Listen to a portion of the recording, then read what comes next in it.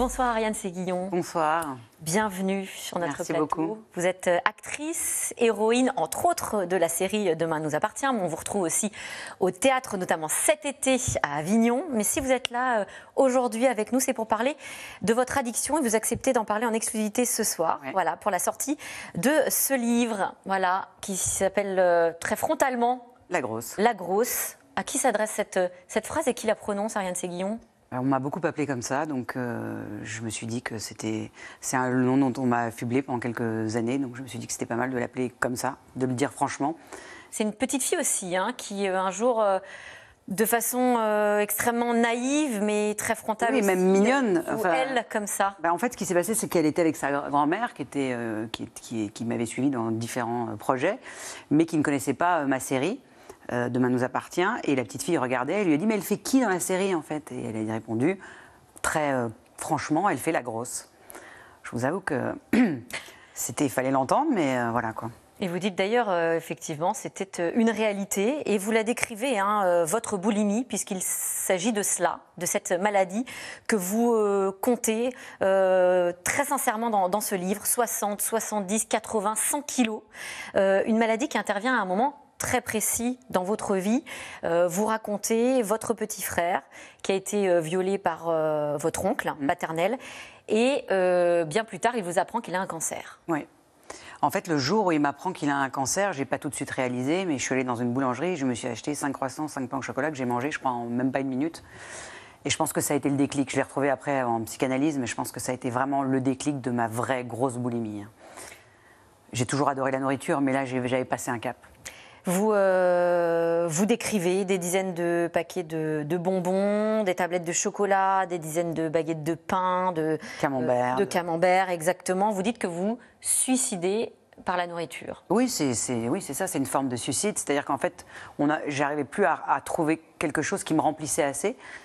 Rien, en fait, me remplissait. Donc la nourriture, c'était le seul truc où j'avais l'impression, évidemment, que ça me remplissait. Et plus je me remplissais, mieux je me sentais. En fait, plus je me suicidais, mais mieux je me sentais. Et je suis allée assez loin, d'ailleurs. Oui, vous dites, vous parlez d'une addiction. Hein. Vous dites, shooter aux matières grasses, au sucre, dépendante à en crever comme une droguée. Oui, c'est ça. Et vous faites la comparaison, d'ailleurs. Hein, ouais. Bah oui, parce qu'en fait, parfois, je sais que parfois, j'aimais bien manger le plus tard possible, par exemple à 15h, et pas prendre de petit-déj, rien, pour pouvoir avoir ce shoot d'adrénaline, de bouffe qui arrivait, et parce que j'appelais ça, c'était devenu de la bouffe, hein, c'était plus de la nourriture. D'ailleurs, il n'y a plus aucune sensation de satiété. Goût. Déjà de satiété, elle disparaît totalement, et puis de goût. En fait, je me suis vue manger un frigidaire vide, je pouvais me taper un truc de ketchup, un pot de moutarde. Quand il n'y avait plus rien, il fallait que je mange quelque chose, je pouvais manger tout ce qui traînait, quoi.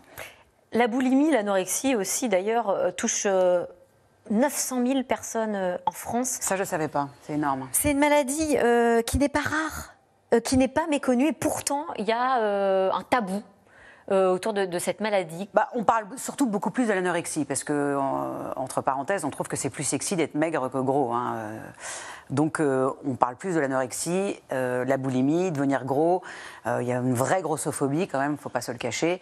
C'est ce que je racontais la dernière fois, c'est que j'étais à un dîner, la dernière fois, où j'ai pété un câble, parce qu'il y avait une femme qui était en retard, une jeune fille que j'aime beaucoup d'ailleurs, et qui se trouve être ronde. Elle n'est pas grosse, en plus, elle est ronde.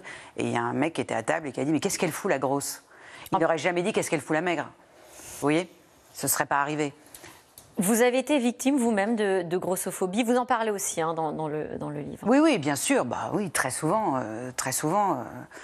Je l'ai déjà raconté aussi, mais quand on arrive, par exemple, dans un avion et que les gens disent « Oh non, je ne vais pas me retrouver à côté avec ce gros cul, elle va prendre toute la place. » Oui, des trucs comme ça. C'est ce qu'on vous a dit ? Les gens ne le disent pas, mais on voit le regard. Et quand ils vous voient passer et qu'ils se disent pourvu qu'elle ne soit pas à côté de moi. Après, en plus, on devient complètement parano. Parfois, peut-être que les gens ne se disent pas ça, mais moi, en tous les cas, j'ai devenu totalement parano. Je ne pouvais pas arriver quelque part sans me justifier de mon poids. Je mentais en permanence. Je disais que j'avais grossi pour un film, que j'avais grossi parce que j'inventais n'importe quoi. Je me justifiais en permanence, en fait, de mon apparence physique. Et vous avez aussi, d'ailleurs, vous racontez des moments où vous rencontrez une directrice de casting qui elle-même, finalement, est très naturellement grossophobe. Oui, qui me dit ah mais je croyais que tu étais encore jolie. Je croyais que tu étais encore jolie. Ouais. Qu'est-ce que vous répondez à ce moment-là ? Rien. Parce que après on se dit j'aurais dû dire ça, mais c'est tellement violent. Rien. On s'en va et et on pleure et on marche et du coup on va manger 3 fois plus. Vous décrivez d'ailleurs le processus de discrimination que vous comparez au racisme. Vous dites racisme et grossophobie roulent sur la même pente. Dans les deux cas, l'individu montré du doigt se trouve infériorisé. Oui, c'est exactement ça. Oui, parce que je parle aussi de ma période en Afrique du Sud, où j'ai vécu là-bas à l'époque de l'apartheid, et je fais une comparaison, parce qu'il y a une grossophobie, et quand on est gros, on vous appelle le gros ou la grosse, et surtout qu'en plus, il ne faut pas confondre entre la rondeur et la... Je veux dire, quand on est gros, quand on est obèse, c'est qu'on passe un certain poids, et qui est dangereux pour la santé. Vous parlez des dangers pour votre santé, d'ailleurs. Oui, et puis j'ai beaucoup souffert. Moi, j'ai des toutes petites chevilles, par exemple, et donc j'avais les tendons... je ne savais plus quoi faire. Il y avait des jours, je n'arrivais pas à me lever, je marchais, c'était hyper douloureux et je voulais le cacher. Donc j'essayais d'avoir l'air naturel, et puis se lever. Puis le jour aussi où pour sortir de son lit, il faut prendre son élan, vous voyez, pour sortir du lit. Qu'est-ce qui fait le déclic qui fait qu'aujourd'hui, vous sous-titrez votre livre « Je suis guérie, mais je me soigne » ? Parce que oui, je pense que j'ai encore besoin d'être suivie. Le déclic, c'est beaucoup mon fils. Parce que je me suis dit quand même qu'il était jeune et que c'était bien qu'il ait à nouveau une mère. Et mon fils, le lapsus, mon frère, qui, dans ce paragraphe, que vous lirez, vous lirez pas, mais en tous les cas où je parle des ravages de l'absence, mon frère m'a donné l'autorisation en fait de vivre quelque part quand il était en palliatif. Vous culpabilisiez beaucoup ? Ouais, j'étais dans une culpabilité énorme. Et puis à chaque fois, je me disais, est-ce que c'est la dernière fois que je vais le voir ? Et il m'a dit, profite de ce souffle qui va me manquer. Et la vie est tellement belle, donc ça m'accompagne tous les jours.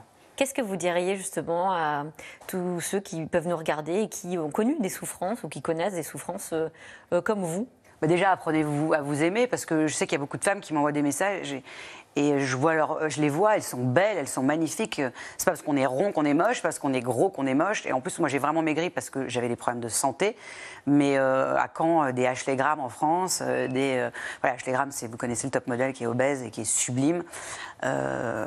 Pourquoi on devrait être dans une dictate de la minceur. Ça a influencé vos rôles, la manière pour vous d'être pressenti pour un rôle, pour un film, pour une pièce ? En tous les cas, ça a changé ma façon de voir les choses. Donc je pense d'aborder aussi mes personnages.